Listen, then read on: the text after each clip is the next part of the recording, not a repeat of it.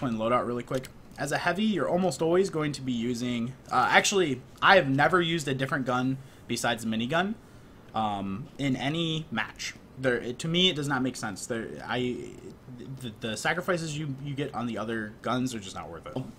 You're always going to use a minigun. You're always going to use your sandwich. I'm going to show you some tricks with the sandwich in a second. And I would say 90% of the time, you're going to use your killing gloves of running, your KGERs.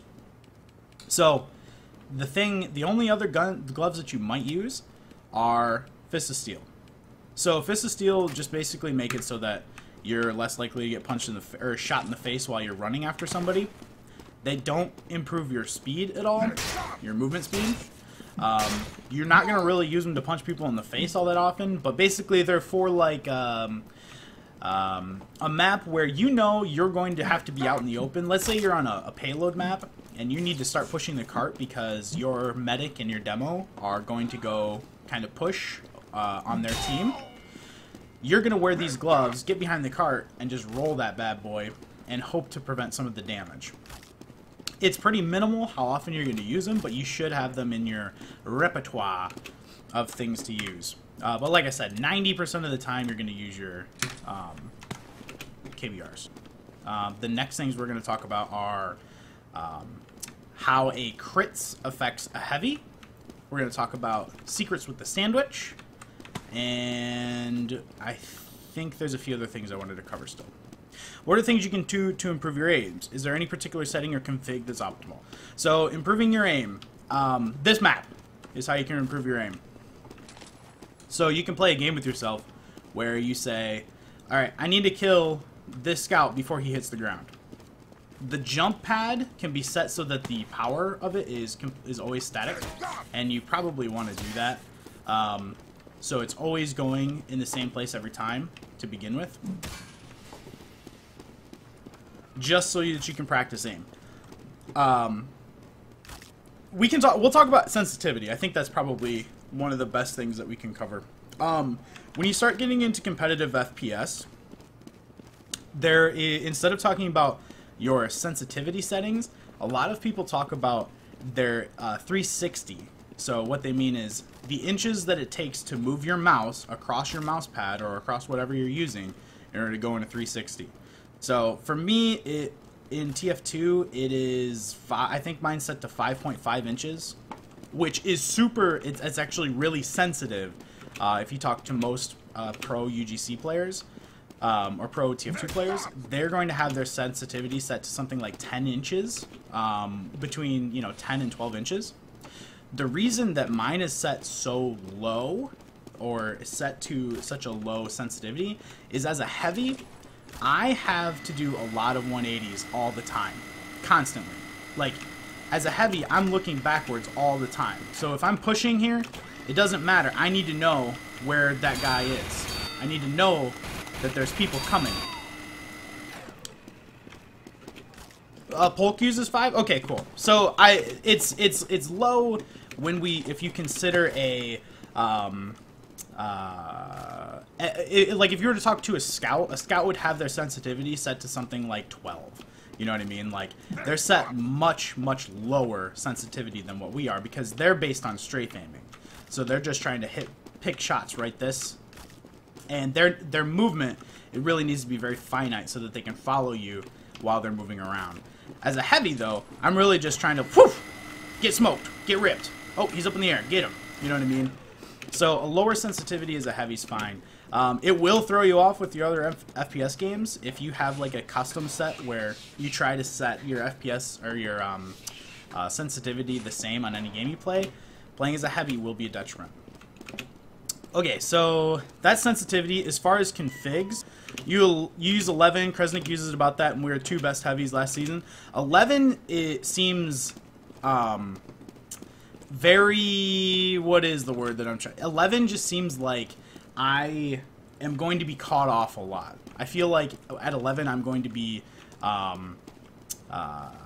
too slow to react to a scout over my head, because one-on-one with a scout, one of their best techniques is to come up and over your head because they know that it's going to take you a lot longer to get up and over and focused on them than it is for them to just jump up over the top and shoot you in the back. That's the only thing that I could see why I would not want to do 11. But it's to each their own. So from there, the next thing I wanted to show was, you talked about configs. There are some configs on UGC, I believe, that you can look at. I haven't looked at anything recently. I will say, as far as using HUD, I just use Garmin HUD, and then there is inside of there's a ton of different layouts that you can pick. I wanted to be able to see my health and ammo and everything right in the center of my screen, so I know as soon as my health turns red, I'm in a bad spot, and it just helps me a lot. It also gives me a good sandwich recharge thing. Oh, something that seems that maybe is obvious, but it needs to be said, is you should be fast swapping with 1, 2, 3, rather than using your mouse. Fast swap is way better than using your mouse wheel. It's more precise, and it gives you a much better, more control over what you're trying to get to. I know that I need to spam 2 after I get out of a rev up to get my sandwich to somebody, like, rather than trying to, like, flip through and remember, wait, if I'm on my gun, is down the sandwich, is up the sandwich? Like, it's just so much easier just to use mouse wheel or mouse buttons. Also, if you play any engineer, you're gonna hate yourself if you use the mouse. So last thing I'll show really quick is your sandwich. So sandwich in UGC isn't really gonna be for you very often at all. That's gonna be for your medic. Your medic. This is your medic's med kit. This is how you heal your medic. The sandwich distance throw is probably about to here, right? Yep, about to there. So, just so you know where it tosses to, there's going to be a lot of times when it doesn't matter how far you can throw it, but it is important to know how far it goes.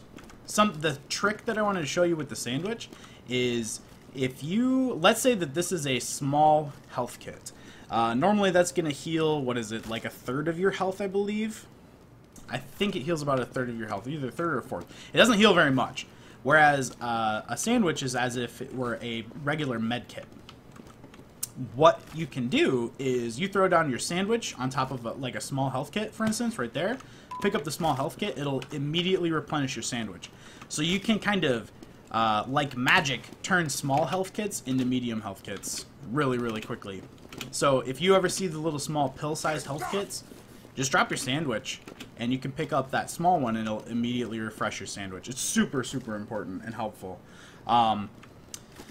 Sandwich is really important if we're moving in. Let's say we need to capture above that hill, like up and over the top. I'm dropping my sandwich here so that if someone needs to fall back, they can go back and grab a health kit without having the medic have to drop off of me in the demo. Your sandwich is kind of... it's actually really important. It's a good set piece for team fights. It just around a corner, basically. It's kind of like a dispenser almost, right? You know how you set up around dispensers? It kind of plays like a dispenser. So that was the sandwich. Oh, the last thing we'll cover before I start talking about team strat is aiming. So this map is where I would go for aiming, hands down, every time. And all I would do is, first, I turn off the jump pad. Turn it off completely. And, oh, I didn't mean to do that. Wrong button. I would turn off that guy. Oh, he's dead. I'd come over here, and I would just start practicing how long it takes for me to kill somebody. I have sound set up to where it tells me every time I get a hit. So I'm just listening to how many dings, basically, it takes for me to kill somebody. Even on the bigger classes, each kill is about a second. From this distance. It's much shorter if I move up. Maybe half a second, right? Oh, I missed him. So based on my distance, it takes much less time to kill something. So we know that close is half a second. We know about this far is a second. And probably from back here is going to take me 2 or 3 seconds.